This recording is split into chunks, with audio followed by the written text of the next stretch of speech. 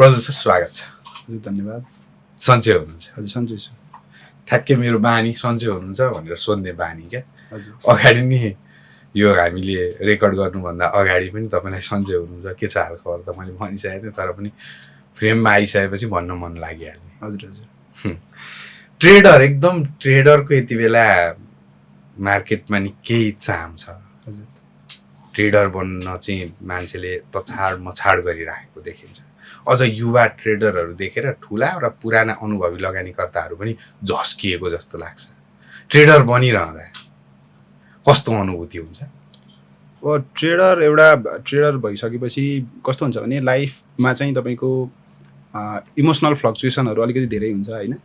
अब तपाईँको एकजना इन्डियाको फेमस एकजना लगानीकर्ताले भन्नुभएको थियो, ट्रेडर भइसकेपछि तपाईँको एभ्री पोइन्ट अफ टाइममा चाहिँ मान्छेलाई रिग्रेट पनि भइरहेको छ होइन, मान्छेलाई एउटा एक्साइटमेन्ट पनि भइरहेको छ, र रिग्रेट भन्ने कुरा चाहिँ एउटा प्रत्येक टाइममा हुन्छ भनेर उहाँले भन्नुभएको थियो कि होइन। अब तपाईँको अलिकति चाँडो बेचियो भनेदेखि अलि राखेको भए धेरै फाइदा हुने रहेछ भनेको जस्तो लाग्छ। अब अलिकति तपाईँको चाँडो बेचिएन अथवा टाइममा बेचिएन, अब त्यसपछि स्टक घट्दियो भनेदेखि माथि नै बेच्नु पर्ने रहेछ जस्तो लाग्छ होइन। उहाँको एउटा फेमस भनाइ थियो। अब त्यही नै हो, ट्रेडर भइराख्दाखेरि अलिकति मान्छेलाई चाहिँ जसलाई पनि हुने र मलाई पनि हुने भनेको चाहिँ रिग्रेट भइराख्ने, एक्साइटमेन्ट पनि लाइफमा भइराख्ने होइन। यस्तै खालको नै छ अब ट्रेडर भएर टाइम बिताउँदै गर्दाखेरि चाहिँ। ठ्याक्कै तपाईँ ट्रेडरै चाहिँ कसरी बन्नुभयो? किनकि अब केही कम्पनी त फ्लेजमा राखेर लोन पनि झिकेर कारोबार गरिरहनु भयो होला हजुर होइन, लङ टर्म पनि केही त गर्नुभयो होला, तर बढी मात्रामा म ट्रेड नै गर्नुपर्छ अथवा यी कुराहरूको जुन तपाईँलाई अहिले बजारमा जुन तरिकाले चिनिन्छ एउटा टेक्निकल विश्लेषक, युवा विश्लेषक जसले चाहिँ प्रगति गरिराखेको छ भनेर हामी लगायत आम लगानीकर्ताले देखिराख्नु भएको छ क्या। खास तपाईँ ट्रेडर चाहिँ कसरी बन्नुभयो भन्ने अलिकति जिज्ञासा हुनसक्छ। अब म यो ट्रेडर बन्ने कुरामा चाहिँ मेरो चाहिँ अब बिगिनिङ कसरी भयो भन्दाखेरि अब अलिकति नेप्सेबाट नै सुरु गरेको भएदेखि चाहिँ मैले अलिकति लङ टर्म इन्भेस्टिङलाई अलिकति बढी फोकस गर्थेँ होला होइन। अब हाम्रो नेपालमा त खातामा सेयर आउनु 3 दिन लाग्छ होइन, एकदम अल्ट्रा सर्ट टर्म ट्रेडर त कोही पनि बन्न सकिँदैन। हप्तामा तपाईँको 2 चोटि ट्रेडिङ गर्न मिल्छ भनौँ न, एउटै स्किममा 2 चोटिसम्म ट्रेडिङ गर्न मिल्यो, खातामा आउनु 3 दिन लाग्छ। तर म चाहिँ पहिला चाहिँ अलिकति कमोडिटी ट्रेडहरू गर्थेँ, कमोडिटी ट्रेडिङ गर्थेँ। इन्डियामा बस्दाखेरि उतै पढ्दाखेरि कमोडिटी ट्रेडिङहरू गर्थेँ, र त्यसपछि अब त्यहाँनिर चाहिँ सुरुमा मलाई ट्रेडिङ गर्ने अलिकति बढी बानी पऱ्यो होइन। त्यहाँ इन्ट्राडे ट्रेडिङहरू गरिन्थ्यो, तपाईँको स्विङ ट्रेडिङहरू पनि गरिन्थ्यो कहिलेकाहीँ, तर धेरै जस्तो ट्रेड चाहिँ इन्ट्राडेमा सेटल गर्ने। अब बढी से बढी तपाईँको विकली एक्सपायरीवाला ट्रेडहरू गर्थेँ, र त्यसपछि बढी चाहिँ हो सर्ट टर्म ट्रेडिङमा नै फोकस हुन्थ्यो। अब नेपालमा आइसकेपछि पनि अब त्यताबाट स्टार्ट गरेको कारणले गर्दाखेरि चाहिँ अलिकति ट्रेडिङमा नै मैले बढी फोकस गरेँ होइन। र अब बजार अलिकति तल्लो लेभलमा हुँदाखेरि अब 18-22मा हुँदाखेरि त्यहाँनिर केही थोरै ट्रेडिङ गरिन्थ्यो र धेरै जस्तो इन्भेस्टिङ गरिन्थ्यो। र अब बिचमा पनि तपाईँको बजार अलिकति जुन यो फ्लक्चुएसन अलिक भइरहेको छ त्यति बेला अलिकति बढी ट्रेडिङलाई फोकस गर्छु, र बजार चाहिँ जब अलिकति डल हुन्छ होइन, ट्रेडिङ गर्दाखेरि धेरै स्टप लसहरू हिट हुन थाल्छ होइन। अलिकति तपाईँको 10वटा ट्रेड लिँदाखेरि 5वटामा स्टप लस 5वटामा प्रफिट खालको सिचुएसन छ भनेदेखि त्यो अवस्थामा म के गर्छु त भन्दाखेरि चाहिँ अलिकति इन्भेस्टर टाइपको तरिकाले गर्छु। तर बजारमा चाहिँ तपाईँको 10वटा ट्रेड लिँदा 7वटा प्रफिटेबल हुन्छ, 3वटा मात्रै स्टप लस हुन्छ भनेदेखि 3वटाको स्टप लस अलिकति सानो बस्छ, 7वटाको प्रफिट बुकिङ चाहिँ अलिकति धेरै एमाउन्टमा गर्न भ्याइन्छ भनेदेखि त्यस्तो टाइममा चाहिँ म सर्ट टर्म ट्रेडिङै गर्छु होइन। मेरो चाहिँ यही खालको फर्मुलामा चल्छु, यही हिसाबले नै गर्छु मैले चाहिँ। खास सर तपाईँलाई युवा ट्रेडरको रूपमा धेरै लगानीकर्ताले हेरेका छन् र तपाईँ जत्तिकै सफल बन्छु भन्ने अपेक्षा पनि धेरैको हुन्छ। तपाईँको त्यो विश्लेषण गर्ने तरिका, तपाईँको ट्रेड गर्ने तरिकाहरू धेरैले मन पराएका छन् र तपाईँलाई फलो पनि गरिराखेका छन्। तपाईँको सोच चाहिँ कसरी आयो ट्रेडरै बन्नुपर्छ भन्ने, जुन इन्डियामा बस्दै गर्दा कमोडिटी बजारमै अब कारोबार गर्नुपर्छ, त्यसपछि नेपालमा गएर स्टक मार्केटमा गर्नुपर्छ भन्ने सोच चाहिँ कसरी आयो सर? मेरो केसमा चाहिँ के भयो भन्दाखेरि अब ब्याचलर पढ्दै गर्दाखेरि होइन, अब तपाईँको मान्छेले अल्टरनेटिभ सोर्स अफ इन्कमहरू खोज्दा रहेछन् होइन। अब +2सम्म स्कुल लेभलसम्म खासै मतलब हुँदैन, तर ब्याचलर पढ्ने बेला भइसकेपछि एउटा उमेर पुगिसकेपछि चाहिँ अब कति घरबाट मात्रै खर्च माग्नु भनेको जस्तो मान्छेलाई फिल हुँदो रहेछ होइन। अनि त्यसपछि मैले चाहिँ अलिकति कुराहरू एक्सप्लोर गर्न थालेँ कि अब केमा चाहिँ हुनसक्छ त होइन। अब अलिकति विकसित देशहरूतिर भनौँ न, हामी अब थर्ड वर्ल्ड कन्ट्रीमा छौँ, अब युरोप अमेरिकाहरूतिर छ भनेदेखि त्यहाँनिर स्टुडेन्टहरूको लागि पनि केही काम गर्दै पढ्दै गर्न मिल्ने उहरू हुन्छ, सिर्जना हुन्छ त्यहाँनिर वातावरणहरू। तर अब इन्डियामा म पढ्दै गर्दाखेरि खासै त्यस्तो केही पनि थिएन होइन। अब हुन त हुन्थ्यो होला, तर मैले मेरो नजरमा केही परेन भनौँ एक हिसाबले। अनि त्यो भइसकेपछि मैले चाहिँ अब अनलाइनमा केही गर्न मिल्छ कि होइन, एउटा मोबाइल ल्यापटप र इन्टरनेट कनेक्सन भएपछि त अनलाइनमा त मजासँगले केही कुराहरू गर्न सक्यो भनेपछि मैले चाहिँ एक्सप्लोर गर्दै जाँदाखेरि चाहिँ मैले अलिकति इकमर्सहरू पनि एक्सप्लोर गरेँ होइन, ड्रप सिपिङहरू बारेमा पनि थोरै बुझेँ। अब ड्रप सिपिङ गरेर पनि राम्रै पैसा कमाइन्छ भनेर चाहिँ अनलाइनमा विभिन्न इन्फ्लुएन्सरहरू त्यो रिलेटेड काम गर्नेहरूको कुराहरू हेरेँ होइन। त्यस्तै गरी धेरै अल्टरनेटिभहरू मैले खोजेँ र अल्टरनेटिभहरू खोज्दै जाँदाखेरि चाहिँ मैले चाहिँ तपाईँको ट्रेडिङ पनि एउटा राम्रो तपाईँको प्लेटफर्म हुनसक्छ भनेर चाहिँ कुराहरू देखेँ। अब तपाईँको ट्रेडिङमा हेर्दाखेरि अनि त्यसपछि अब कतिपय इन्फ्लुएन्सरहरूको कुराहरू त्यो टाइममा सुन्दै गर्दाखेरि चाहिँ ट्रेडिङमा चाहिँ तपाईँको कमाउन एकदम सजिलो छ होइन, यो तरिकाले कमाउन सकिन्छ, एकदम सजिलो तरिकाले कमाइन्छ भन्ने तरिकाले त्यहाँ देखियो। अब घरमा बसेर ल्यापटपमा बसेर होइन, यो चाहिँ स्टुडेन्ट थोरै पैसा हालेर तपाईँको कमोडिटीहरू ट्रेड गर्दाखेरि त झन् त्यहाँनिर मजासँग लिभरेजहरू पाइन्छ। आफ्नो तपाईँको 20-25 हज़ार छ भनेदेखि लिभरेज लिएर 1-1.5 लाखसम्मको ट्रेड लिन मिल्छ। त्यसको तपाईँको त्यसमा 10-12% मात्र प्रफिट निकाल्न सक्यो भने पनि राम्रो प्रफिट आउँछ होइन।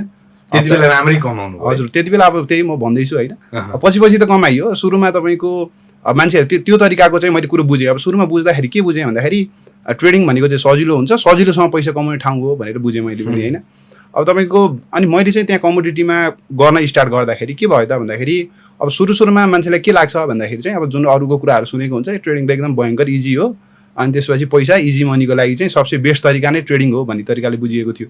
अब तपाईँको गर्दै गएपछि के भयो त भन्दाखेरि तपाईँको त्यहाँ मान्छेले जति सजिलोसँग भन्थे नि होइन, त्यो केही पनि होइन रहेछ, एक्स्ट्रा सोर्स अफ इन्कम कमाउन भनेर चाहिँ त्यहाँनिर गइयो। तर सुरुमा त के गर्ने, सबको स्टोरी त्यही हो होइन। तपाईँ एकदम धेरै पैसा कमाउने ठुलो अहिलेका बिग इन्भेस्टरहरू हाम्रो नेपालकै बाहिरकै जसको पनि स्टोरी के हो त नि सुरुमा पैसा गुमाउने होइन। अब सबैको, मेरो पनि स्टोरी त्यही हो, एक्स्ट्रा सोर्स अफ इन्कम कमाउन जाँदाखेरि त्यहाँनिर पकेट मनी पनि गुमाएको अवस्था तपाईँको त्यो थियो होइन। घरबाट पठाइदिएको पनि गुमाउनु। हजुर, त्यो कुरा भयो होइन। अब घरमा त्यो कुरा भन्ने कुरा त आएन होइन, त्यो अवस्था थियो भनेपछि अब मैले चाहिँ ट्रेडिङमा म आएको चाहिँ के हो त भन्दाखेरि सिम्पल तरिकाले भन्नुपर्दाखेरि चाहिँ एक्स्ट्रा सोर्स अफ इन्कम खोज्दै थिएँ होइन। अब अफलाइनमा चाहिँ गर्नको लागि अब त्यो आइडियाहरू भएन होइन, खासै तपाईँको अपर्च्युनिटीहरू पनि हुँदैन थियो। अनि के चाहिँ गर्ने त भन्दाखेरि अनलाइनमा पैसा कमाउनको लागि चाहिँ के गर्न सकिन्छ भनेर एक्सप्लोर गर्ने क्रममा चाहिँ म चाहिँ ट्रेडिङमा चाहिँ त्यसरी जोडिएको सुरुमा चाहिँ। अनि त्यसपछि गुमाउन पनि पुग्नुभयो सुरुमा, अनि पछि कमाउन पनि सफल हुनुभयो। त्यसै गरी सिक्दै जानुभयो। त्यसै गरी नेपालको स्टक मार्केटमा चाहिँ पछि यही नेपाल आएर कि अब नेपालमै गएर कारोबार गर्नुपर्छ मैले, नेपालको स्टक मार्केट भन्ने सोच आयो तपाईँलाई? मलाई त्यहाँ चाहिँ के भयो भन्दाखेरि अब सुरुमा उता पैसा गुमाइयो होइन। पैसा गुमाइसकेपछि त अब तपाईँको अब कसरी चाहिँ रिकभरी गर्ने त होइन, रिकभरी त गर्नु पऱ्यो। रिकभरी गर्नको लागि चाहिँ अब तपाईँको विभिन्न कुराहरू हेरियो होइन, अब युट्युबहरूतिर ट्युटोरियलहरू हेरियो, आफूले प्र्याक्टिस गरियो, सिधै तपाईँको लाइभ एकाउन्टमा गरियो भनेदेखि चाहिँ पैसा गुमाइदो रहेछ भनेर चाहिँ अब सिधै आफ्नो पैसा नहालिकन पेपर ट्रेडिङ गरेर चाहिँ तपाईँको गर्नुपर्छ भन्ने कुराहरू बुझियो।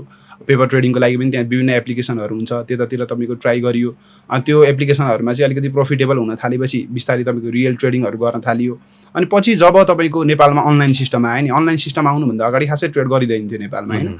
नेपालमा अनलाइन सिस्टम आएपछि त सजिलो भयो। अनि अर्को कुरो नेपालमा गर्दाखेरि फाइदा के भयो त भन्दाखेरि उता भनेको हामीले सानो पैसा लगाउनु मिल्थ्यो कि होइन। अब तपाईँको यतापट्टिबाट थोरै पैसा कमाएको देखिसकेपछि त होइन घरमा पनि कन्भिन्स गर्न सजिलो हुन्छ। अब अहिले अब मैले गर्न थालेको 5-6 वर्ष भयो, अहिलेको पोइन्ट अफ टाइममा मैले आफ्नो फाइनेन्सहरू आफै म्यानेज गर्न सक्छु होइन। अब तपाईँको केही लोनहरू लिनु पऱ्यो भनेदेखि घरमा भएको प्रपर्टीहरू प्लेजमा राख्न मिल्छ होइन। अब त्यो पोइन्ट अफ टाइममा त्यति विश्वास दिलाउने त बनाइएछ नि त, बनाइएछ। अब त्यो पोइन्ट अफ टाइममा त त्यो हुँदैन अभियसली पनि होइन। तर उताबाट केही कमाएको देखाइसकेपछि त होइन यता नेपालमा हाल्नको लागि पनि तपाईँको कन्फिडेन्स आउँछ होइन। त्यति बेला 22-23 वर्षको मान्छेलाई, नत्र भनेदेखि त ठुलो एमाउन्ट हाल्दा त त्यसै हुँदैन भनेपछि उता एक लेभल गुमाएर कमाइसकेपछि अब तपाईँको अर्को लेभलमा के गरियो त भन्दाखेरि नेपालमा चाहिँ के देखियो भन्दाखेरि चाहिँ तपाईँको ठुलो क्यापिटल हाल्न सकिन्छ भन्ने कुरा मलाई रियलाइज भयो कि होइन। उता तपाईँको अब 2-5 लाखले ट्रेड गर्दाखेरि होइन तपाईँको 20-30% प्रफिट कमाए पनि उल्का धेरै प्रफिट त हुँदैन। तर यता त क्यापिटल धेरै लाउनु मिल्यो नि त होइन, आफ्नै देशको ट्रेडिङमा होइन। नेपाल सरकारलाई बकाइदा ट्याक्स तिरेर होइन तपाईँको धेरै क्यापिटल लगाउन सक्यो। र धेरै क्यापिटलमा चाहिँ तपाईँको थोरै पर्सेन्टेज कमाइ भए पनि होइन, उता तपाईँको 40% कमाउनु भन्दा यता तपाईँको 5% कमाउँदा पनि क्यापिटल ठुलो लगाएपछि त अलिकति सजिलो हुनुभयो यताको लागि भनेपछि। अनि अनलाइन सिस्टम आएपछि मैले के गरेँ भन्दाखेरि उतै बस्दा पनि पढाइ नसिधिँदै 3rd इयरतिरबाट हुँदाखेरि चाहिँ मैले के गर्न थालेँ त नेपालको बजारमा चाहिँ ट्रेड गर्न थालेँ। बजार पनि बुलिस थियो होइन, बजार चाहिँ तपाईँको त्यो 1800बाट 3200 जाने क्रममा थियो। त्यही बिचतिर चाहिँ मैले इन्ट्री गरेर अनि राम्रो टाइममा इन्ट्री पऱ्यो। अनि त्यो कारणले गर्दाखेरि अनि गुमाउनेको फेज चाहिँ के भयो त उतापट्टि गुमाएँ क्या मैले होइन। उतापट्टि गुमाइसकेपछि यता चाहिँ के भयो त भन्दाखेरि अलिकति सजिलो भयो। कमोडिटी बजार इन्डियाबाट कारोबार गर्दै गर्दा र नेपालको पुँजी बजार, हजुर, सेयर बजार, हजुर, मा कारोबार गर्दै गर्दा हजुर फरक के पाउनुभयो? मैले फरक के पाएँ भन्दाखेरि अब यो अलिकति कुरा कन्ट्रोभर्सियल हुनसक्छ होइन। धेरैजनाले अब यो जसले बाहिर ट्रेड गर्नुहुन्छ उहाँहरूले कुरो बुझ्नु भएको छ, जसले हेर्नु नै भएको छैन यो कुरो उहाँहरूले बुझ्नु हुँदैन, जसले बुझ्ने ट्राई नै गर्नु हुँदैन यो कुरो बुझ्नु हुँदैन। मैले एउटा फिल गरेको के भन्दाखेरि एकदम पर्फेक्ट मार्केट कन्डिसनमा टेक्निकल एनालाइसिसले काम गर्छ भन्छन् होइन अब नेपालका धेरै पुराना लगानीकर्ताहरूले। तर मैले एउटा आफूले नोटिस गरेको कुरा र कसैले बाहिरको कुनै पनि मार्केट ट्रेड गर्नुभएको छ भने तपाईँहरूले पनि यो कुरासँग रिलेट गर्न सक्नुहुन्छ। बाहिरको मार्केटमा भन्दा नेपालको मार्केटमा टेक्निकल एनालाइसिस गर्न सजिलो छ भन्छु म चाहिँ होइन। मैले पाएको एउटा डिफ्रेन्स भनेको अब टेक्निकल एनालाइसिसको तपाईँको एउटा बेसिक थ्योरी सबैभन्दा इम्पोर्टेन्ट थ्योरी भनेको डाउ थ्योरी हो। अब हामीले डाउ थ्योरीमा हेर्ने कुरा के हो त भन्दाखेरि मार्केटको क्यारेक्टर हेर्छौँ होइन, हायर हाइज र हायर लोज हेर्छौँ होइन। बजारले आफ्नो हाईलाई माथि माथि सिफ्ट गर्दैछ, करेक्सनलाई चाहिँ तपाईँको अघिल्लो लोसम्म आउन दिएको छैन, हायर हाई र हायर लोको सिरिज यो अप ट्रेन्ड भयो। डाउन ट्रेन्ड मार्केट भनेको आफ्नो लोलाई तल तल सिफ्ट गर्दैछ र माथि जाँदाखेरि अघिल्लो हाईसम्म पुग्न सकेन, यो भनेको तपाईँको डाउन ट्रेन्ड क्यारेक्टर भयो, लोवर हाइज र लोवर लोजको सिरिज भयो। अब नेपालमा के हुन्छ भन्दाखेरि जब बजार अब साइड वाइज जोनमा हुँदाखेरि छुट्टै कुरो, साइड वाइज अर्को तेस्रो टाइप अफ मार्केट क्यारेक्टर भनेको साइड वाइज मार्केट क्यारेक्टर हुन्छ होइन। अब जब बजार अप ट्रेन्डमा लाग्छ नि हाम्रो बजारमा के हुन्छ भन्दाखेरि मजासँगको higher high higher low higher high higher low हुन्छ। तपाईँको 80% केसमा के हुन्छ त भन्दाखेरि फल्स सिग्नल जेनेरेट हुँदैन होइन। लो ब्रेक गरिदियो लोवर लोबाट बजार सुरु भएको छ भने माथि जाने बेलामा जनरली लोवर हाई बनाएर खस्छ होइन। 80% केसमा त्यस्तो हुन्छ। तर मैले कमोडिटीमा ट्रेड गर्दै गर्दाखेरि होइन अरूहरू पनि तपाईँको इन्डेक्सहरू हेर्दै गर्दाखेरि होइन ट्रेड कमोडिटीमा गरिन्थ्यो अरूहरू पनि त हेरिन्थ्यो होइन। त्यहाँ भएपछि भनेपछि त्यहाँ चाहिँ के हुने त भन्दाखेरि एउटा हाई ब्रेक गरिदियो। अब हाई ब्रेक गरिसकेपछि त्यो चाहिँ लिक्विडिटी स्विप हुनसक्थ्यो होइन। त्यहाँ हाई ब्रेक गराएर रिटेलरहरूले त्यहाँ स्टप लस प्लेस गरे हुन्थे, त्यसलाई लिक्विडिटी स्विप गराएर तल आइदिने, अथवा लो ब्रेक गर्यो अब तल जान्छ भनेर सर्ट सेलिङ गर्यो त्यसपछि के भइदिने त भन्दाखेरि मासतिर गइदिने होइन। यो खालको म्यानिपुलेसन हुन्थ्यो। किन भन्दाखेरि त्यहाँ चाहिँ के हुन्छ त भन्दाखेरि इन्स्टिट्युसनहरूले के खोज्छन् त भन्दाखेरि लिक्विडिटी खोज्छन् क्या होइन। कहाँनिर चाहिँ तपाईँको रिटेलरहरूको चाहिँ स्टप लसहरू छ होइन त्यो कुराहरू हेर्ने हुन्थ्यो। अनि हाई ब्रेक गरेर बाई गर्नको लागि कन्फिडेन्स किन आउँदैन थियो त भन्दाखेरि लिक्विडिटी स्विप हो कि साँच्चीकै क्यारेक्टर चेन्ज हो त, साँच्चीकै क्यारेक्टर बियरिसबाट बुलिस गएको त, त्यो एकदमै कन्फ्युजिङ हुन्छ। कसैले हेर्दै हुनुहुन्छ भनेदेखि डाउ थ्योरीको सिम्पल कुरा बुझेर तपाईँले नेपालमा लगानी गर्नुभयो भनेदेखि रेन्जिङ मार्केटमा, जस्तै अहिलेको मार्केट रेन्जिङ मार्केट छ, अब यो मार्केटमा भनेको रेन्जिङकै क्यारेक्टर हामीले हेर्नुपर्छ। नत्र भनेदेखि बजारले रेन्जिङ मार्केट ब्रेक गरिसकेपछि हायर हाई हायर लो मजासँगले गएर बजार बियरिस आउने बेलामा लोवर हाई लोवर लो बनाएर आउँछ होइन। जस्तै 3200सम्म जाने बेलामा 3200 पुग्यो, बजार घटेर 3200बाट घटेर तपाईँको 2480 आयो, 2480बाट 2880 पुग्यो, 2880बाट 2260 आयो भनेपछि त्यहाँनिर के भएको छ त भन्दाखेरि ठ्याक्क तपाईँको लोवर हाई लोवर लोको क्यारेक्टर ठ्याक्क मेन्टेन भएको छ होइन। तर तपाईँको बाहिर के हुन्छ त भन्दाखेरि यस्तो सजिलो हुँदैन क्या, टेक्निकल हेरेर गर्न एकदम सजिलो हुँदैन। त्यो भएर चाहिँ अनि मैले बाहिरको मार्केटमा र नेपालको मार्केटमा फिल गरेको एउटा सबैभन्दा धेरै फिल गरेको कुरा भनेको चाहिँ कसैले बाहिरको मार्केटमा टेक्निकल एनालाइसिस गरेर प्रफिटेबल हुनसक्छ भनेदेखि ऊ तपाईँको नेपालमा आएर प्रफिटेबल हुन अलिकति सजिलो छ होइन। अब मैले फिल गरेको एउटा डिफरेन्स यो हो। अनि यो एउटा सजिलो भइराख्दा पनि अनि नेपालमा चाहिँ एउटा च्यालेन्ज चाहिँ के छ भन्दाखेरि चाहिँ बजार रेन्जिङ बसेपछि फेरि धेरै टाइम रेन्जिङ बस्दिने क्या। जस्तै 18-22मा त्यत्रो टाइम रेन्जमा बस्यो, अनि अहिले यो पोइन्ट अफ टाइममा के छ त हामी कुरा गरिरहेको टाइममा भन्दाखेरि फेरि तपाईँको यो 2600देखि 2800को बिचमा चाहिँ फेरि रेन्जिङ बस्थ्यो होइन। यस्तो रेन्जिङ धेरै बसेर चाहिँ प्रब्लम हो। जब बजार अलिकति ट्रेन्डिङ हुन्छ, ट्रेन्डिङ भएको बेलामा चाहिँ बाहिरी बजारभन्दा चाहिँ एक लेभल बेसिक टेक्निकल एनालाइसिस सिकेर गर्दा पनि नेपालमा चाहिँ सजिलो हुन्छ जस्तो लाग्छ मलाई, र मैले फिल गरेको कुरा पनि त्यही नै हो। अर्को कुरा खास उहाँका ट्रेडर जुन कमोडिटीमा ट्रेड गर्ने ट्रेडर र नेपाली ट्रेडरमा चाहिँ के फरक छ? कस्ता प्रकृतिका हुन्छन्, कस्ता प्रकृतिका कम्पनी छनौट गर्छन् अथवा कसरी कमाउन खोज्छन्? अब यो यसमा चाहिँ ट्रेडिङमा चाहिँ कस्तो भन्दाखेरि अब ट्रेडिङको लागि छुट्टा छुट्टै ऊ छ, उतापट्टि भन्दा यता अलिकति टेक्निकल हेरेर गर्न सजिलो छ भन्ने कुराहरू मैले जोडी नै हालेँ। तर ट्रेडरको प्रकृति त हेर्नु यो संसारभरि जहाँ गए पनि उस्तै टाइपको हो जस्तो लाग्छ मलाई होइन। सबलाई छिटो कमाउनु छ होइन। अनि सबलाई छिटो कमाउने क्रममा चाहिँ के हुनु छ त भन्दाखेरि छिटो कमाउन 100जनालाई परेको छ भनेदेखि 98-99जनाले चाहिँ के गर्छ त त्यहाँनिर अपरेटरलाई हेल्प गरिदिने हो हेर्नु होइन। प्रकृति त्यही नै हो होइन। प्रपर तपाईँको डिसिप्लिन मेन्टेन गर्न नेपालमा त्यस्तै हुन्छ त। नेपालमा पनि तपाईँको अभियसली पनि भइरहेछ नि मान्छेले अब कस्तो लाग्छ भन्दाखेरि क्विक कमाउनु छ होइन अनि नेपालमा त झन् प्रकृति कस्तो छ भन्दाखेरि सर्ट टर्म ट्रेडिङको लागि छिर्ने होइन अब यो धेरै हाम्रो बजारमा चलेको एउटा लाइन पनि हो ट्रेडर बनेर छिर्ने इन्भेस्टर बनेर बस्दिने होइन प्रफिट भयो भनेदेखि ट्रेडर होइन अब तपाईँको एउटा स्टक 500 मा किनियो त्यो 550 पुग्यो भनेदेखि ट्रेडर बेचिहाल्ने होइन 550 पुग्यो 540 आयो भने ल बर्बाद हुने प्रफिट जाने भयो भनेर बेचिहाल्ने तर तपाईँको 500 मा किनेको स्टप लस चाहिँ 470 मा राखिएको छ भनेदेखि 460 450 आयो भने के गर्ने त भन्दाखेरि त्यहाँ इन्भेस्टर बनिदिने होइन अब भनेपछि नेपालमा पनि प्रकृति त्यही नै हो अब बाहिरतिर पनि के हुन्छ त भन्दाखेरि धेरै कमाउनु पर्दाखेरि जहाँ तपाईँको लिभरेज धेरै लिन मिल्छ होइन चाहिने भन्दा बढी एक्सेस लिभरेज लिने होइन एक्सेस लिभरेज लिने चाँडो कमाउन खोज्ने होइन कहिलेकाहीँ स्टप लसहरू राख्नुपर्ने लेभलमा नराखिदिने स्टप लस हिट हुँदा पनि तपाईँको ट्रिगर नगराइदिने होइन होपवाला गेम खेल्ने होइन होइन मैले लिएकै डिरेक्सनमा जान्छ भनेर होप गर्ने भनेपछि ट्रेडरको प्रकृति चाहिँ धेरै जसोको त्यही नै हो होइन अब प्रोफेसनल ट्रेडरले बाहिर कमाउनलाई पनि त्यही गर्यो स्टप लस लेभलहरू सेट गर्छन् होइन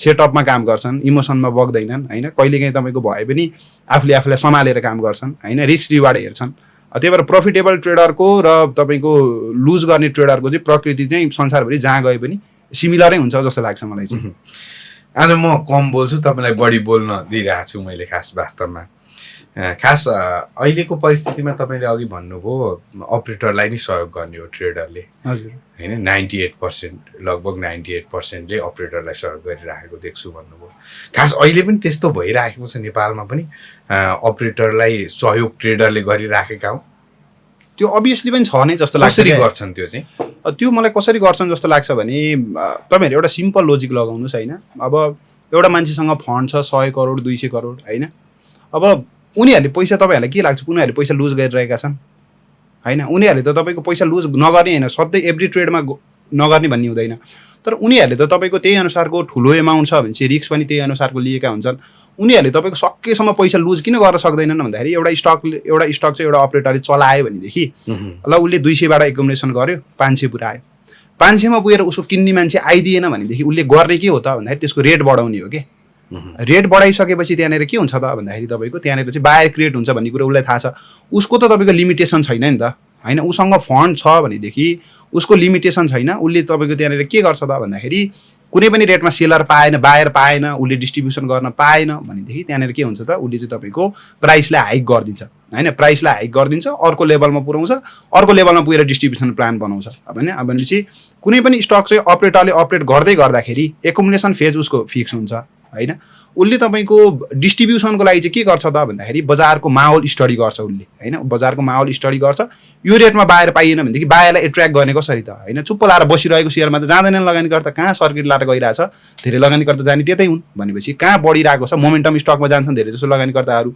हिजो पनि छुट्यो आज पनि छुट्यो भनेर जान्छन् भनेपछि तपाईँको बायर नपाउने बित्तिकै डिस्ट्रिब्युसनको लागि बायर नपाउने बित्तिकै अपरेटरले जनरली के गर्छन् त भन्दाखेरि प्राइस बढाएर लगानीकर्ताहरूलाई आफूतिर एट्र्याक्ट गर्छन् अब भनेपछि उनीहरूको हातमा डाडु चम्चा छ भनौँ एक हिसाबले हामीले भन्ने हो भनेदेखि होइन तपाईँको उनीहरूले चाहिँ त्यो स्टकलाई आफ्नो तरिकाले चलाउन सक्छन् भनेपछि उनीहरूको हातमा सबै कुरा छ भनेपछि त्यहाँनिर चाहिँ तपाईँको पैसा लुज गर्ने प्रोबेबिलिटी चाहिँ कसको धेरै भयो त भन्दाखेरि अभियसली पनि तपाईँको रिटेलरको धेरै भयो उनीहरूले त पैसा लुज गर्ने सम्भावना त न्यून छ नि त होइन उनीहरूको एउटै प्रब्लम भनेको डिस्ट्रिब्युसनमा प्रब्लम हो डिस्ट्रिब्युसनमा प्रब्लम हो उनीहरूले प्राइसलाई धेरै माथि लान सक्छन् डिस्ट्रिब्युसनमा चाहिँ मान्छे आइदिएन भनेदेखि के गर्ने भन्ने कुरा हो मान्छे आएन भनेदेखि उनीहरूले भनेको प्राइस बढाइदिन्छन् अनि सिम्पल लोजिक लगाउँदा पनि उनीहरूको हातमा चाहिँ तपाईँको त्यो स्टकको चाहिँ तपाईँको डोरी उनीहरूको हातमा छ भनेपछि त त्यहाँनिर गुमाउन त तपाईँको रिटेलरले नै त गुमाउने हो नि उनीहरूले पैसा कहाँ गुमाउने त धेरै जसो तपाईँको अब पछिल्लो प्याटर्न के देखिन्छ अहिले त थोरै सिनारियो चेन्ज भएको छ पछिल्लो तपाईँको आजभन्दा 3-4 महिना अगाडिसम्मको प्याटर्न हामीले हेर्छौँ भनेदेखि चाहिँ कस्तो छ भन्दाखेरि लाभांश दिन नसक्ने कम्पनीहरू पनि पम्प हुने होइन त्यो कम्पनीहरूमा त के हो त भन्दाखेरि जेरो सम गेम त हो नि जेरो सम गेम पनि होइन अझै ब्रोकरले केही कमिसन पनि लिएर जान्छ होइन तपाईँको नेप्सेले कमिसन लान्छ सेभनले कमिसन लान्छ होइन ब्याङ्कबाट लोन लिएको छ भने ब्याङ्कले इन्ट्रेस्ट लान्छ भनेपछि जेरो सम गेम पनि होइन भनेपछि कतै न कतैबाट त पैसा त क्रिएट हुन पर्यो नि त सिम्पल कुरा भनेको एउटाले कमाउँदाखेरि एउटाले गुमाउने हो जेरो सम गेममा त कम्पनीले बोनस दिने कम्पनी छ भनेदेखि त ठिकै हो अनि त्यस्ता खालको कम्पनी पम्प हुँदाखेरि त अनि रिटेलरले तपाईँको अपरेटरलाई सहयोग गरेकै होइन अब तपाईँको 90% 100% रिटेलर छन् भनेदेखि 10%ले कमाउलान् 90%ले त अपरेटरलाई नै सहयोग गर्ने हो खास चार्ट मात्रै हेर्ने ट्रेडर चार्ट मात्र हेर्ने टेक्निकल हेरेर विश्लेषण गर्ने लगानीकर्ताहरू त एकदम फस्ने पो सम्भावना देखियो त तपाईँले भनेअनुसार किन भन्नु न लगातार अपरेटरले लुप्त स्टक हजुर एकाएक आफैले किनेर हजुर आफैले बेचेर हुन्छ। केही समाचारहरू पनि देखिरहेको थिएँ, माथि पुर्याउने अनि चाम देखिएपछि त लगभग सबै ब्रेक गरिदिन्छ। हजुर टेक्निकल चार्ट हेर्नेले त हो कि नि भन्नु न। हजुर हजुर त्यसपछि प्रवेश गर्ने भन्ने सोच बनाइरहेको हुन्छ। हजुर त्यो त सिधै फस्यो त। यसमा चाहिँ कस्तो हुन्छ भन्दाखेरि जोनहरू तपाईँको 2-4वटा जोनहरू हुन्छ क्या। तपाईँको स्टक जहिले पनि किन्दाखेरि मैले आफूले गरेको एनालाइसिस चाहिँ के भन्दाखेरि फेजहरू थाहा पाउनुपर्छ के, बुझ्नुभयो नि। अब तपाईँको हायर हाई र हायर लो बजार 3200 को टप लाग्ने भन्दा एक दिन अगाडिसम्म नि बजारमा बाई सिग्नलै देखिन्थ्यो टेक्निकलमा होइन। अब यो धेरैजना पुरानो लगानीकर्ताहरूले चाहिँ त्यही भन्नुहुन्छ 3200 को टपमा किन भन्न नसकेका त टेक्निकलले काम गर्ने भएदेखि भन्नुहुन्छ होइन। टपमा पुग्ने बेलासम्म नि तपाईँको बाई सिग्नलै देखिन्छ टेक्निकलमा, एकदम ठिक कुरा हो। तर फेजेसहरू छुट्याउन जान्नु पऱ्यो क्या। फेजेसहरू भनेको चाहिँ कस्तो हो त भन्दाखेरि एउटा एकुमुलेसन फेज हुन्छ, एउटा मार्कअप फेज हुन्छ होइन। मार्कअप फेज कहाँसम्म पुग्छ भन्ने कुरामा चाहिँ तपाईँको पम्पिङ फेज भन्छौँ, कसैले मार्कअप फेज भन्छन्। मार्कअप फेज अथवा पम्पिङ फेज कहाँसम्म पुग्छ भन्ने कुरामा चाहिँ अपरेटरले तपाईँको बायर क्रिएट गर्न सक्यो आफ्नो डिस्ट्रिब्युसन गर्नको लागि भनेदेखि उसले तपाईँको बिचमै त्यो लोड अफ गरिदिन्छ, अर्को तपाईँको त्यस्तै टाइपको सस्तो स्टकमा जान्छ। सकेन भनेदेखि उसले प्राइस पम्प गर्दै गर्दै गर्दै जाने हो भनेपछि अब तपाईँको एकुमुलेसन फेजबाट फ्रेस ब्रेकआउट छ भनेदेखि त्यसमा के भयो त भन्दाखेरि अलिकति रिस्क धेरै लिन सकियो होइन। भर्खर एकुमुलेसन फेज छ, एउटा साइड वाइज जोनको भर्खर ब्रेक गरेछ भनेदेखि त्यसमा अलिकति रिस्क लिन सकियो, अलिकति ज्यादा तल्लो जोनमा छ भनेदेखि। मार्कअप फेजमा बिचमा केही रेस्ट गर्यो अनि बिचमा रेस्ट गरेर चाहिँ तपाईँको फेरि पम्प गर्न थाल्यो भनेदेखि त्यसमा चाहिँ अघि तल लिएको रिस्क भन्दा अघि 100 को रिस्क लिएको थियो भने तल यहाँ अब माथि आइसकेपछि त्यही ब्रेकआउट हुन्छ भनेदेखि 50 को रिस्क लिनु पर्यो होइन तपाईँको। अनि फेरि एउटा क्लाइमेक्समा पुगिसकेको छ त्यहाँनिर फेरि ब्रेकआउट छ भनेदेखि होइन। अब फेरि तपाईँको हायर आएर हायर लो बनाउने क्रममा अघिल्लो हाई ब्रेक छ भनेदेखि तल 200बाट पम्प गर्न थालेको छ अनि त्यो चाहिँ तपाईँको अब 1200-1500 पुगिसकेपछि त्यो छ भने त्यहाँनिर रिस्क कम लिनु पऱ्यो क्या होइन। अनि अर्को कुरा कस्तो हो भन्दाखेरि जस्तै अब तपाईँले अघि इन्ट्रोड्युस गर्दाखेरि टेक्निकल हेरेर गर्नुहुन्छ होइन, टेक्निकल एनालाइसिस गर्नुहुन्छ भन्नुभयो। बजारमा टेक्निकल एनालाइसिस मात्र हेरिँदैन सर होइन। कस्तो हुन्छ भन्दाखेरि मैले आफैले ट्रेड गर्दा पनि अब तपाईँहरू धेरैजनाले जसले अडियन्सले हेरिरहनु भएको छ टेक्निकल एनालाइसिसकै बेसिसमा मात्र ट्रेड गर्ने होला भन्ने ठान्नुहुन्छ, त्यो होइन। बजारमा तपाईँको सबै कुरा हेर्नुपर्छ, टेक्निकल्ली हेर्नुपर्छ, फन्डामेन्टल्ली हेर्नुपर्छ। तपाईँको म अलिकति धेरै टेक्निकल सँगसँगै के चाहिँ हेर्छु त भन्दाखेरि डाटा एनालाइसिसलाई चाहिँ अलिकति राम्रै तपाईँको प्रायोरिटी दिन्छु क्या मैले आफूले चाहिँ। अब डाटा एनालाइसिस भन्नेमा चाहिँ मेरो के पर्छ, हजुर ब्रोकर एनालाइसिसहरू बजारमा फ्लो कतातिर छ क्या। मैले चाहिँ के हेर्छु भन्दाखेरि बजारको ट्रेन्ड हेर्छु क्या। मैले बुझेको एउटा कुरा चाहिँ के हो त भन्दाखेरि ट्रेन्ड इज फ्रेन्ड हो। अब कस्तो टाइपको कस्तो सबै कुरा टेक्निकल चार्टमा देखिँदैन र टेक्निकल कुरा मात्रै हेर्दा थाहा हुँदैन। टेक्निकल कुरा मात्रै हेर्दाखेरि चाहिँ त्यो अभियसली पनि थाहा हुन्छ, तर कहिलेकाहीँ कस्तो हुन्छ भन्दाखेरि जस्तै मैले तपाईँलाई 2वटा एक्जाम्पल दिएँ होइन। जस्तै एउटा सेक्टरमा पनि हायर हाई र हायर लो नै बनाइरहेछ होइन, अर्को सेक्टरमा पनि हायर हाई र हायर लो नै बनिरहेछ। डाउ थ्योरी त हायर हाई र हायर लो बनाइसकेपछि त किन्ने भनेर भन्छ नि त होइन। दुइटै ठिक छ होइन, दुइटै ठिक हुँदै गर्दा पनि दुईटा मध्ये चाहिँ कुन चाहिँ बेस्ट हो त भन्नको लागि चाहिँ म के गर्छु त भन्दाखेरि डाटा एनालाइसिस हेर्छु कि दुईटा मध्ये चाहिँ दुईटैमै ब्रेकआउट छ। ए भन्ने स्टकमा पनि ब्रेकआउट छ, बी भन्ने स्टकमा पनि ब्रेकआउट छ, तर तपाईँको दुईटा मध्ये चाहिँ कुन चाहिँ ठिक छ त भन्नको लागि चाहिँ डाटा एनालाइसिस चाहियो। अब डाटा एनालाइसिसमा के कुरा हेर्न सकियो, त्यो स्टकको तपाईँको फन्डामेन्टल हेर्न सकियो होइन। दुईटा मध्ये फन्डामेन्टल राम्रो कुन चाहिँ छ, त्यसको किताको हिसाबको एङ्गल हेर्न सकियो। अर्को भनेको ब्रोकर एनालाइसिस हेर्न सकियो। र अर्को भनेको चाहिँ मैले हेर्ने चाहिँ के हो त भन्दाखेरि प्रकृति अफ स्टक के। अब अघिल्लो बुलसम्म कस्तो हुन्थ्यो, मैले जोड्न खोजेको कुरा अलिकति लामो बनाएर भने मैले जस्तै अघिल्लो बुलसम्म कस्तो हुन्थ्यो भन्दाखेरि डाटा एनालाइसिस गर्दै गर्दाखेरि सेक्टर वाइज बजार चल्थ्यो। जस्तै तपाईँको फाइनेन्सको एउटा कम्पनी दुईटा कम्पनीमा अपरेटरले चलाइदिइसकेपछि तलतिरको फाइनेन्स सर र तानिन्थ्यो होइन। अब डेभलपमेन्ट ब्याङ्कमा त्यही हुन्थ्यो, हाइड्रोमा त्यही हुन्थ्यो, जुन सेक्टर XYZ सेक्टर होइन त्यो हिसाबले चल्थ्यो भने त्यति बेलाको माहौल के थियो त भन्दाखेरि त्यति बेलाको माहौल भनेको सेक्टरमा एउटा दुईटा लिडर हुने, अरू तपाईँको फलोवर स्टकहरू हुन्थे, फलोवर स्टकहरूले चाहिँ फलो गर्ने होइन, त्यो खालको प्याटर्न देखिन्थ्यो।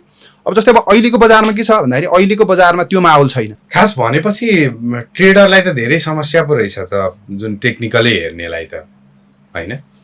अब यसमा चाहिँ कस्तो हुन्छ भने अब हामीले टेक्निकल मात्र हेरेर चाहिँ होइन तपाईँको ट्रेड खासै गरिँदैन क्या। अब टेक्निकल हेरेर चाहिँ तपाईँको प्राइस रिफ्लेक्ट एभ्रिथिङ भनेर त भन्न त भन्छौँ होइन, तर पर्टिकुलर स्टकको लागि त्यो कुरा ठिक हो होइन। तर तपाईँको कम्पेरिजनको लागि होइन दुईटा स्टक छ, दुईटा सेक्टर छ, दुईटा सेक्टरमै तपाईँको टेक्निकल प्याटर्नले बाई भनेको छ होइन भनेदेखि त्यस्तो अवस्थामा चाहिँ अथवा दुईटै सेक्टरमा अब हामीले बाई वान साइडेड मार्केट छ बाईकै कुरा गरौँ, बाई भनेको छ भनेदेखि त्यो अवस्थामा चाहिँ के हुन्छ त भन्दा दुईटा मध्ये कुन चाहिँ बेस्ट हो त, दुईटैमा उस्तै छ, सिमिलर छ प्याटर्न होइन। दुईटैमा जस्तै एक्जाम्पलको लागि सिमेट्रिकल ट्रायङ्गल बनायो, ब्रेक गर्यो, दुईटा सिमेट्रिकल ट्रायङ्गलको ब्रेक मध्ये चाहिँ कुन चाहिँ बेस्ट हो त भन्नको लागि चाहिँ के चाहियो त भन्दाखेरि के चाहियो त भन्दा पनि मैले चाहिँ के युज गर्छु भन्दाखेरि मैले त्यसको लागि चाहिँ डाटा एनालाइसिस युज गर्छु होइन। अब डाटा एनालाइसिस युज गर्दै गर्दाखेरि त्यो दुईवटा मध्येको फन्डामेन्टल पनि हेर्न सकियो, त्यसको तपाईँको फ्लोरसिट डेटाहरू पनि हेर्न सकियो। र अब अर्को भनेको मैले तपाईँहरू त्यो त तपाईँहरू सबैजनालाई थाहा छ, फ्लोरसिट डेटा, फन्डामेन्टल डेटा, किताको हिसाब, मार्केट क्यापिटलाइजेसनहरू हेर्न सकियो, यो एउटा भयो। अर्को भनेको मैले आफूले पर्सनल्ली हेर्ने भनेको चाहिँ के हो त भन्दाखेरि मोमेन्टमहरू हेर्छु कि होइन। अब कस्तो छ त, प्याटर्न कस्तो छ, ट्रेन्ड कस्तो छ भनेर हेर्छु होइन। अब मैले यसमा चाहिँ के कुरा जोड्न चाहेँ भन्दाखेरि जस्तै अघिल्लो बुलमा के हुन्थ्यो त भन्दाखेरि एउटा सेक्टरमा चाहिँ तपाईँको एक दुईवटा लिडर स्टकहरू हुन्थ्यो। त्यो लिडर स्टकहरू बढिसकेपछि के हुन्थ्यो त भन्दाखेरि पियर टु पियर कम्पेरिजन चल्थ्यो, अरू स्टकहरूले चाहिँ त्यो लिडर स्टकहरू बढिसकेपछि सर अरू बन्न थाल्थ्यो। जस्तै अघिल्लो बुलको हामीले प्याटर्न हेर्छौँ भनेदेखि फाइनेन्समा, डेभलपमेन्ट ब्याङ्कमा, हाइड्रो पावरमा ट्रेन्ड थियो होइन। अब फाइनेन्समा आइसिएफसी, जियुएफएल, मन्जुश्री जस्ता फाइनेन्सहरू कुद्न थालेपछि अरू पनि तलतिरको सर तानिन्थे होइन। अनि त्यसपछि डेभलपमेन्ट ब्याङ्कमा पनि त्यही हुन्थ्यो होइन। अब तपाईँको केही राम्रा गरिमा विकासहरू होइन, मुक्तिनाथहरू चल्न थालेपछि अरू तलतिरको सर तानिन्थे। सबै सेक्टरमा जुन सेक्टर चल्थ्यो त्यही नै हुन्थ्यो होइन। त्यति बेलाको माहौल त्यो थियो भनेपछि मेरो एउटा डेटा एनालाइसिस के भयो त भन्दाखेरि त्यति बेलाको माहौल एनालाइसिस भनौँ, डेटा एनालाइसिस मात्र पनि नभनौँ, त्यति बेलाको माहौल भनेको एउटा लिडर स्टक हुने, एउटा दुईवटा लिडर स्टकले सेक्टर पुस गरेपछि अरू स्टकहरू तानिदिने। अब तपाईँको त्यहीवाला एनालाइसिस चाहिँ मैले अहिले आएर युज गरेँ भनेदेखि अहिले त्यो अवस्था खासै छैन नि त। जस्तै तपाईँले हामीले अहिले यही बुलमा हेरौँ भनेदेखि एउटा कुनै सेक्टरको एउटा स्क्रिप्ट चाहिँ तपाईँको 2000 माथि पुगिराख्दा पनि अरू स्क्रिप्टहरू तपाईँको 500, 600, 700 को रेन्जमा पनि थियो। उही प्रकृतिका स्टकहरू होइन, किता पनि तपाईँको कतिपयको केसमा त सिमिलरै थियो। अब भनेपछि अब अहिलेको बजारको माहौल एनालाइसिस के हो त भन्दाखेरि तपाईँको त्यो हिसाबले जुन अघिल्लो बुलमा चाहिँ बजार अहिले चाहिँ कसरी गर्ने त तपाईँको, जस्तै अहिले भन्ने गरिन्छ नि, पहिले नेप्सेको सेन्टिमेन्ट हेर्ने, त्यसपछि उपसूचकको हेर्ने, त्यसपछि स्टकको हेर्ने, स्टकमा पनि त्यही प्रकृतिका हेर्ने भन्ने एउटा जुन अभ्यास छ नि अहिलेको कारोबार गर्ने शैली, यसलाई चेन्ज गर्न जरुरी छ भनेपछि यसमा चाहिँ मैले कसरी जोडेँ भन्दाखेरि मैले तपाईँसँग फर्स्ट प्रोग्राममा पनि मैले एउटा कुरा के भनेको थिएँ भनेदेखि तपाईँ ट्रेडर बन्न हेर्दै हुनुहुन्छ भने तपाईँले 50वटा कुरा हेर्नुपर्छ हेर्नु होइन। जुन स्ट्राटेजी अघिल्लो बुलमा काम गरेको थियो अहिले नगर्न सक्छ, 3 महिना अगाडि गरेको स्ट्राटेजीले अहिले काम नगर्न सक्छ। अब तपाईँको प्रकृति हेर्ने हो क्या बजारको। जस्तै अब अहिलेको टाइममा यही टाइममा मैले अब यो ठ्याक्कै अलिकति भन्न मिल्छ मिल्दैन, कस्तो टाइपको चलेको छ त, केमा माहौल छ तपाईँहरूले हेर्नु पऱ्यो कि। जस्तै मैले केही हिन्ट ड्रप गर्नु पर्दाखेरि जस्तै अब हाइड्रो पावरहरू चलिरहेको छ होइन। हाइड्रो पावरमा पनि तपाईँको हेर्नुहुन्छ भनेदेखि कस्ता प्रकृतिका हाइड्रो चलेका छन् त, सबै हाइड्रो त चलेको छैन नि त अहिले होइन। लो क्याप भनेर पनि लो क्याप पनि त होइन नि त, मिड क्याप हाई क्याप पनि चलेका छन् हाइड्रो। कुनै मिड क्याप छन्, कुनै अलिकति मिड क्यापभन्दा अलि माथिको छन्, एक्स्ट्रा हाई क्याप त चलेका छैनन्, अति नै हाई क्याप त लगभग मिड क्याप हाइड्रोहरू चलेका छन्। तर के मिड क्याप हाइड्रो पनि सबै चलेका छन् त, छैनन् नि त। कस्तो प्रकृतिका हाइड्रो चलेका छन् त, टप टर्नओभरमा कस्तो प्रकृतिको हाइड्रो आइरहेको छ त, तपाईँहरूले त्यो कुरा नोटिस गर्नु पऱ्यो होइन। जस्तै इन्भेस्टमेन्ट सेक्टरको केही स्क्रिप्टहरूले राम्रो पर्फर्म गरे भनेपछि त्यस्तै प्रकृतिको हाइड्रोहरू चाहिँ अहिले चलिरहेको छ नि त होइन। त्यही फन्डावाला हाइड्रोहरू चलिरहेको छ नि त होइन।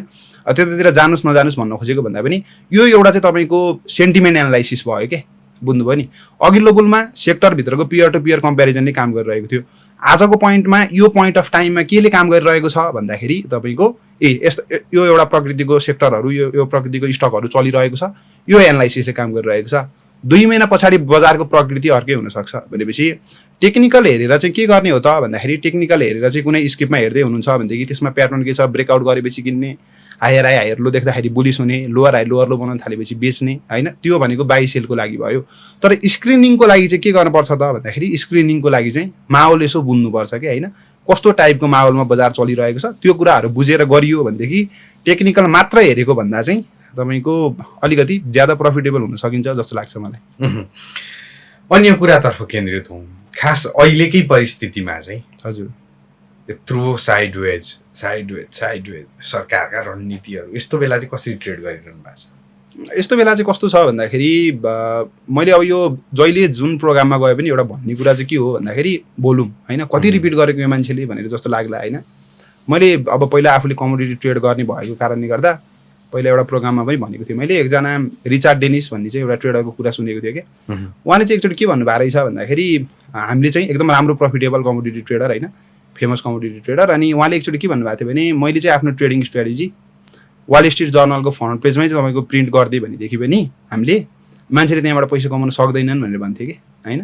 अब त्यही अनुसारै तपाईँको हेर्ने भनेको त सिम्पल, तपाईँको जहिले पनि हेर्ने भनेको अब जहिले रिपिट मैले गर्ने कुरा र जहिले पनि हेर्ने सिम्पल फर्मुला भनेको भोल्युम हेर्ने हो कि। कारोबार कहाँ धेरै भइरहेछ, बजार तपाईँको 2580 देखि 2800 को बिचमा बसिरहेछ नि 2580 देखि बजार 2800 बस्दा पनि कति स्किपहरुमा त फल आएको छ नि त फल आउँदा पनि बजार 2580 देखि 2800 को बिचमा चाहिँ 2600 देखि 2800 को बिचमा बस्नुको कारण के हो त कुनै न कुनै स्टक त चलेको छ नि त केही नयाँ आइपिओ आएर पनि बजार टिकेको होला तर पछिल्लो समय त आइपिओ को बाढी नै त आएको छैन नि त पछिल्लो 2-5 महिनामा 8-9 महिनामा त बाढी नै त आएको छैन आइपिओ ले मात्र बजार धानेको भनेपछि यही रेन्जमा बजार टिक्नको लागि पनि त केही न केही स्क्रिप्ट त चलेको छ नि त्यो स्क्रिप्ट चल्नको लागि तपाईको कारोबार त त्यसमा ठुलठुलो भएको होला नि भनेपछि हेर्न सिम्पल के पर्यो भन्दाखेरि मैले चाहिँ जहिले पनि बजारमा हेर्ने भनेको सिम्पल तरिका एकदम तपाईको साधारण एनालाइसिस भनेको कारोबारमा कुन धेरै आइरहेको छ हेर्न पर्यो हैन अनि कारोबारमा धेरै पनि अब कारोबारमा धेरै आउन थालेको 1 महिना भइसक्यो अनि तपाईको वहाँ 32औं दिनमा गएर चाहिँ गरेर त भएन फ्रेश हेर्नु पर्यो दिनदिनै टप 10 कारोबार हेर्नु पर्यो हैन अनि तपाईको कुनै चाहिँ टप 10 कारोबारबाट पर 13 14 15 16औं नम्बर 18औं नम्बर पुग्न थाल्छ भनेदेखि त्यसबेला अलिकति त्यसबाट तपाईको कतातिर जानु पर्यो त रिसेन्टली टप 10 कारोबारमा आउन थालेको स्क्रिप्ट हेर्नु पर्यो भनेपछि जहिलेको लागि जुनसुकै मार्केटमा पनि तपाईको प्रोफिटेबल ट्रेडको लागि चाहिँ एउटा बेस्ट तरिका भनेको चाहिँ यही नै हो अब यो साइड वाइज मार्केटमा मैले आफूले चाहिँ के गरिरहेको छु भन्ने कुरामा यस्तै कारोबारमा नयाँ नयाँ आएको स्क्रिप्टहरुलाई एक्सपेरिमेन्ट गरिरहेको छु अब एक्सपेरिमेन्ट बजार ट्रेन्डिङमा जस्तो बजार 1800 बाट माथि जाँदा जस्तो हैन त्यस्तो तपाईको एक्सेसिभ जुन स्टक हात लाग्यो त्यही तपाईको राम्रो हुने अवस्था छैन हैन धेरैवटामा स्टप लस हिट भइरहेको छ तर स्टप लस हिट हुँदै गर्दा पनि स्टप लस सानो राख्ने हैन प्रॉफिट बुकिङ चाहिँ तपाईको हुँदाखेरि राम्रो तपाईको माथि गएको स्टकहरु फेला पर्छ हैन तपाईको 10 वटा गर्दा 4 वटामा स्टप लस सानो 6 वटामा प्रॉफिट बुक लामो लामो भयो भनेदेखि त भइ नै हाल्यो भनेपछि यही तरिकाले अलरेडी केही इन्भेस्टिङ केही चाहिँ अलिकति एक्सपेरिमेन्टल ट्रेडिङ भन्न चाहन्छु मैले यसलाई त्यही नै गरिरहेको छु मैले चाहिँ साइड वेजमा पनि जान्यो भने चाहिँ घुमाइदैन जाने भने घुमाइदैन तर साइड वेजमा अहिलेको बजारको अवस्था हामीले कुरा गर्छौं भनेदेखि गाह्रो चाहिँ गाह्रै छ हेर्नु हैन अब तपाईको टेक्निकल पनि हेरिन्छ हैन आफै पर्सनल कुरा गर्नु पर्दा टेक्निकल नि हेरिन्छ फन्डामेन्टल नलेज पनि छ डाटा एनालाइसिस पनि गरिन्छ हैन अब सबै कुराहरु गरिन्छ हैन साथीभाइहरुसँग कुरा पनि गरिन्छ जसले राम्रो अध्ययन गर्नुहुन्छ हैन अब यति गर्दै गर्दा पनि तपाईको ट्रेडहरुमा चाहिँ अब त्यही सेटअपमा कुनै एउटाले ब्रेकआउट गर्यो भोल्युममा आएर ब्रेकआउट गर्यो भनेदेखि त्यसले राम्रो पर्फर्म गर्दिएको हुँदैन अनि त्यसपछि अर्को त्यही प्याटर्नमा अर्कोले राम्रो पर्फर्म गर्दिएको हुन्छ भनेपछि एकदम प्रोफेसनल्ली स्टप लसहरु प्लेस गरेर काम गर्दाखेरि त कति तपाईको लस भइरहेको हुन्छ यो साइड वाइजमा भनेदेखि हैन कुनै कुनैमा 2-4 वटामा प्रॉफिट भएपछि त्यसमा अलि राम्रो प्रॉफिट आएर त्यो लसहरु कभर हुने अवस्था छ भनेदेखि अब सकेसम्म अलिकति इमोसनली स्टेबल भएर ट्रेड गर्न सकिदैन हैन अलिकति राम्रोसँग डाटा एनालाइसिस गरिदैन र आफ्नो विनर भन्दा चाहिँ लुजर ट्रेडहरु ज्यादा भइरहेको छ भने यो बजारमा अहिले तत्कालको बजारमा ट्रेड गर्न गाह्रो नै छ हेर्नु त्यस्तो विधि इजी छैन हैन सकेसम्म इन्भेस्टमेन्ट गर्नको लागि रिकमेन्डेसन गरिन्छ हैन अब सकिन्छ एक्सपेरिमेन्ट गर्छु भनेदेखि थोरै पैसाले हैन 5-10% पोर्टफोलियोले एक्सपेरिमेन्ट गर्ने 2-4 वटामा राम्रो भयो भनेदेखि अलिकति त्यसको हिस्सा बढाउने 30-40% पुर्याउने हैन त्यही गर्दाखेरि नै राम्रो हुन्छ जस्तो लाग्छ बाँकी पैसा चाहिँ के गर्ने त राखिरहने बाँकी पैसा राखिरहने कि बैंकमा राखिरहने कि अथवा लङ टर्मको लागि राख्ने कि अब त्यसमा चाहिँ कस्तो भन्दाखेरि सर्ट टर्म ट्रेडिङ गर्दा प्रफिटेबल भइएको छैन भनेदेखि त हैन तपाईको त्यो कि बैंकमै राखेको राम्रो कि त लङ टर्ममा भनेर राखेको राम्रो हैन त सर्ट टर्ममा प्रफिटेबल हुन सकिएको छैन भनेदेखि त पैसा गुमाउनु भन्दा त बरु 5-10% सिकेर बरु त्यसपछि राख्नु पर्यो हजुर त्यही गर्नु पर्यो अनि सकेसम्म सर्ट टर्म ट्रेडिङ गर्दाखेरि चाहिँ त्यही नै हो कि सर्ट टर्म ट्रेडिङ कसले गर्ने कसले नगर्ने भन्ने एउटा क्वेशन नि आउँछ कहिलेकाहीँ हैन कसैले पनि एन्सर गर्ने कुरा हैन हैन आफ्नो पछिल्लो 10-12 वटा ट्रेड हेर्ने 10-12 वटा ट्रेडमा तपाईको सबै नोक्सानमा छ भनेदेखि सर्ट टर्म ट्रेडिङ मेरो लागि हैन भन्ने सिक्नतिर लाग्ने सानो क्यापिटलले गर्ने अब इन्भेस्टर बन्ने लङ टर्म वाला बन्ने अब कति टाइम लाग्छ बजार सधैँ यस्तो त बस्दैन हैन माथि जान्छ नै बजार अब अहिले जति दिक्क लाए पनि बजार एक दिन जाने त माथि नै हो अब के पोलिसी वाला चेन्जहरु आउला गभर्नरको कुरा पछि आउला हैन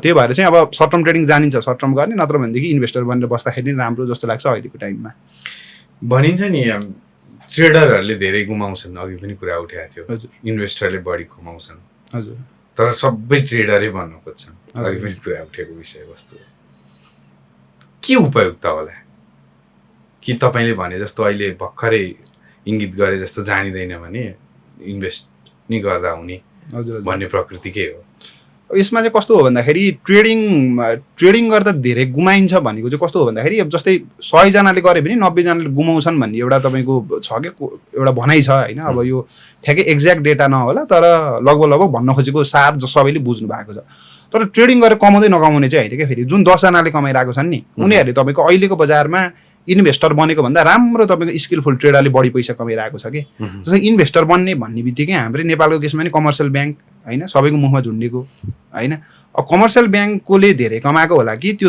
10जना प्रोफिटेबल हुने मध्ये चाहिँ कमर्सियल ब्याङ्क होइन मोमेन्टम कतातिर छ, अघि मैले भनेको जस्तो कस्तो टाइपको सेक्टरमा चाहिँ मोमेन्टम छ त्यतातिर हेरेर स्टप लस प्लेस गरेर जाने मान्छेले धेरै कमाएको होला भन्दाखेरि अभियसली पनि तपाईँको अहिलेको बजारमा बजार 18-22 चल्यो, 18-22 पछि 30-32 दिन बजार बढ्यो, 3000 पुग्यो, त्यसपछि फेरि साइड वाइज छ भनेपछि इन्भेस्टरै बनेर त तपाईँको यहाँ उल्कै विधि कमाएको छैन।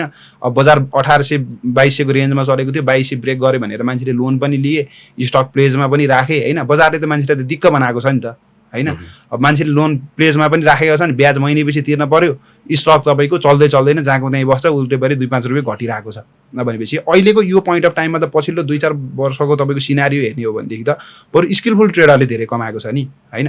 तर के हुनु पऱ्यो भन्दाखेरि स्किल डेभलपमेन्ट चाहिँ गर्नु पऱ्यो कि होइन, स्किल डेभलपमेन्ट गर्नु पऱ्यो अनि त्यो 10% भित्र पर्न कोसिस गर्नु पऱ्यो। अब 10% भित्र पर्ने कोसिस गर्ने चाहिँ सबसे बेस्ट तरिका के हो भन्दाखेरि जबसम्म पोर्टफोलियो अलिकति आफ्नो प्रोफिटेबल हुँदैन 10%ले गर्नुहोस् कि 10% भित्र प्रोफिटेबल 10% ट्रेडर जुन हुन्छ नि त्यो भित्र पर्नको लागि चाहिँ पोर्टफोलियोको 10% युज गर्ने, त्यसले तपाईँको राम्रो गेन दियो, राम्रो कमायो भनेदेखि त्यसलाई 30-40% ट्रेडिङमा लैजानुहोस्, सकिँदैन 90% इन्भेस्टमेन्ट गर्ने 10% मात्रै ट्रेडिङ गर्ने, प्रोफिटेबल भएपछि रेसियो चेन्ज गरिदिनुहोस् होइन। त्यही गर्दाखेरि नै बेस्ट जस्तो लाग्छ मलाई चाहिँ। आज अलिक स्वास्थ्य अवस्थाका कारणले गर्दा म पनि त्यति धेरै बोलिनँ, हजुर कस्तो भयो मैले चाहिँ धेरै अलिक ज्ञान नि लिएँ जस्तो लागेको छ, दर्शकहरूले कस्तो लिनुभयो उहाँहरूलाई नि छोडिदिउँ। तपाईँलाई धेरै धेरै धन्यवाद। हस् सर, हस्, कार्यक्रममा बोलाउनु भयो त्यसको लागि धेरै धेरै धन्यवाद।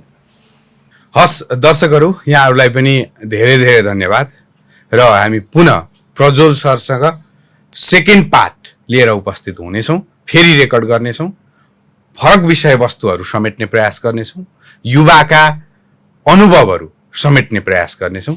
त्यतिन्जेलका लागि बिदा दिनुहोस्, नमस्ते।